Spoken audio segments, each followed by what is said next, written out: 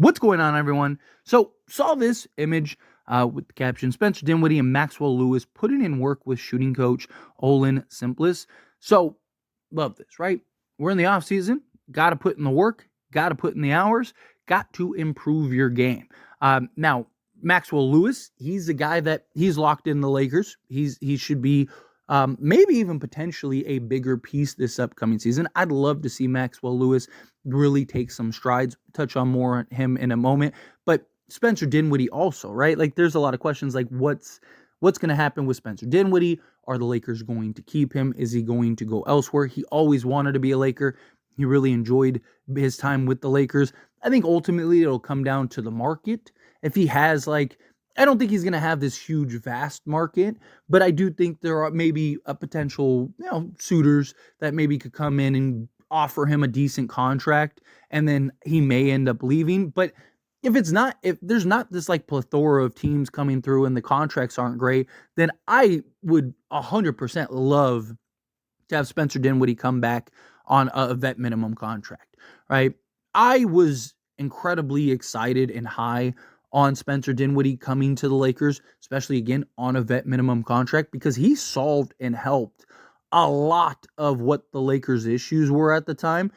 Playmaker off the bench, some size and athleticism out on the perimeter, a guy that can make plays for himself and make plays for others, a guy that could go get an absolute bucket, and none of that really worked out and translated, right? But to me, and this is me personally, but a lot of people seem to feel the same way, I think a lot of his lack of production was Darvin Ham, right? Because, again, he was brought in to be that playmaker, defensive point of attack guy, right? Kind of like an athletic D'Angelo Russell off the bench, that when LeBron went to the bench and when D'Lo went to the bench, you had that playmaker and scorer. And instead, we might as well have just gotten a Daniel House or Joe Harris, right? Because that's literally all he was doing, was just standing out on the perimeter and just a lot of times it was almost like he wasn't even on the court. Never properly utilized him and put him in position to best use his skill set, which is crazy because we needed his skill set. We needed it badly. And I don't think it's a coincidence that the one game he got to actually play his game, he dropped, 26 and 9 or something like that. He was killing it, right? And he had a couple games, but every moment that he was great, it was when he was allowed to play that role. I don't think that was a coincidence that the only times he was really good was when he got to be on ball, make plays for himself and others, right? I don't think it's a coincidence that, when you properly utilized him, guess what? He was great for you. So I do think if a new coach comes in, that new coach could really do wonders for Spencer Dinwiddie and put him in a really solid position to maybe have a much bigger impact, right? I'm not saying that he has to be a 20 and 10 guy or anything like that, but he is a guy that I do think is very versatile. And I'm not saying you have to have him on ball constantly, but what frustrated me the most is LeBron and D'Lo would go to the bench, and instead of having Spencer Dinwiddie on the court playing that playmaker role, Darvin Ham would have Austin Reeves doing it, and we saw how bad it was. Austin Reeves, can he make plays? Yes, but he's not a playmaker, right? And it's something that I've talked about heavily.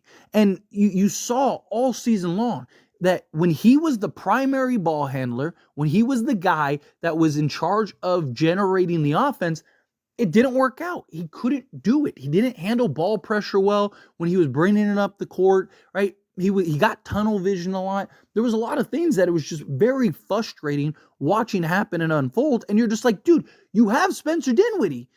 Why are we continuing to do this over and over again? It was very frustrating, right? Obviously, Spencer Dinwiddie, we need him to be a better three-point shooter because he's going to play off ball a lot. Even if the Lakers get a DeJounte Murray or a Donovan Mitchell or, Trey or whomever, right?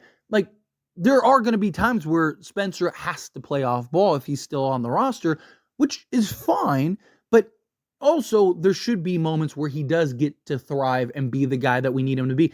I think he should easily be a 10-5 guy, easily. And so we'll see what happens with him, but I would love to see him stick around. And then Maxwell Lewis, right? Maxwell Lewis was the guy I was really pumped for. So I actually made a video over on As It Stands Lakers going into the draft, where I thought the Lakers were actually going to take him at 17. I liked him a lot. The fact that they were able to get him in the second was huge in my opinion. He's the guy that I liked heavily. Good size, good length, hyper athlete, incredible athleticism. I mean, he has absolute bunnies. He's a guy that I think could be a legit premier 3-and-D guy. Will that ever happen? Will that ever translate? I don't know. We'll see, right? But I do think that he could be a guy that is very versatile, play the 2, play the 3, on some occasions even play the 4, because he's got good, again, he's 6'7" with 7-foot wingspan, something like that. He's a guy that I think if he can develop and create and be able to translate his shooting, because we've seen spots, and even back when he was in Pepperdine, right?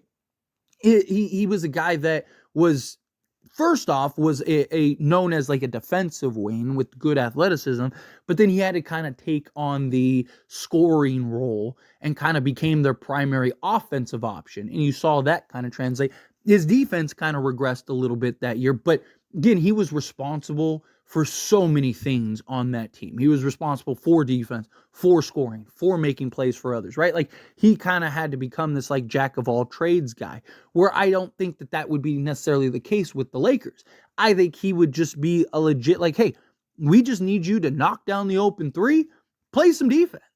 And one of the things that you're seeing a lot this year in particular in these playoffs are these type of guys, the Maxwell Lewis type of players, right? The guys that are, hyper athletic and can switch and defend multiple positions and also knock down the open shot, right? So to me, Maxwell Lewis seems like a guy that could be that hustle guy, right? One of the things that I talked about, again, on As It Stands Lakers, made a video about, and I've touched on here as well, is having a guy that we need guys that can do the dirty work. Right? You see guys, Josh Hart for the Knicks comes to mind. Derrick Jones Jr. come to mind. Right? Look at what he's doing for Dallas. He was a guy that was right in the pine on most teams. Who was it? Miami, Chicago. There was several teams where he wasn't even getting playing time. He was the 15th guy at the end of the bench, just taking up a roster spot. And now he's been one of the biggest pieces for the Dallas Mavericks. And then, even Alexander Walker for Minnesota, right? You're seeing a lot of these teams kind of have these versatile athletic wings that can just switch and defend and hit the open shot, right? Now, I'm not saying he has to be lights out. I'm not saying he has to shoot 43% from 3 or something like that. But if he can even this season really buy in and use his athleticism on the defensive side of things, and then on top of that, be a guy that can, just defend out on the perimeter, right? If he can just be league average from 3-point range, right? Give me 36%, right? That, to me, that would be so much value off the bench as a guy that can be a threat from 3, but also defend. He could play the 2, he could play the 3, right? Again, like I mentioned, he could play the 4 at times, but also, chances are the Lakers are going to need those cheap, kind of low risk, high reward type contracts. And so to me, it's hey, give the young guy an opportunity, right? Because more likely than not, the Lakers are going to get somebody, right? Donovan Mitchell, I think, is a bit of a long shot. I think Trey is actually very realistic. DeJounte Murray could be a guy. We'll see if somebody else comes up, in free agency or during free agency, right? There are always that guy that could become available. But if the Lakers land that guy, then chances are they're pretty much just going to be vet. I mean, they're already kind of vet minimum guys anyway, right? So to me, it's okay, you could sign this guy, or you could give the young guy a look and see if he can, give him an opportunity. The only way you're going to find out with these young guys, even Max Christie, right? Is give them opportunity, right? You're seeing a team like Dallas. giving these young guys opportunities and guys that people were writing off, and all of a sudden they're playing the biggest roles that they can. And you're seeing that on multiple teams. Guys that were being rid off, guys that are rookies, right? You're seeing all these guys come in and really thrive when given the opportunity. And, last year I understood, he's a rookie. You had all these pieces that you're trying to figure out and you're trying to play. Like I didn't really expect him to get any playing time or any minutes last year. But now, can he take some strides in between year 1 and year 2, right? You saw Max Christie really take those strides. Can Maxwell Lewis do the same thing? And then now you have that 2 and that 3 that can be versatile in Max Christie and Maxwell Lewis. I really like them. And I really think he's somebody that can truly thrive for the Lakers. But anyway, as always, this is a discussion. Pass the question on you. Let me know your thoughts and opinions down in the comments below. What do you think? How do you feel? What are your thoughts?